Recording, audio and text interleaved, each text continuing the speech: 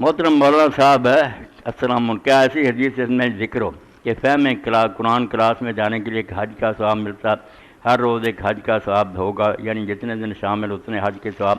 یہ تو اگر کسی نے بیان کیا کوشش سر پیر لکھا کرو کہڑی کتاب ہے پھر ہی خدا حدیث سے ایسی کوئی. یہ اب علم کی تلاش آپ نے فرمایا کہ جڑا دین دا علم سیکھنے لیے نکلدا کروں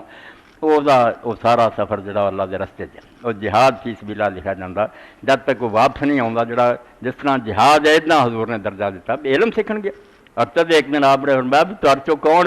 جڑا فلاں وادی جائے بھوتان اتنے اونٹاں کی منڈی لگتی تو اتوں 2 کوہان والے اونٹ ایڈے ایڈے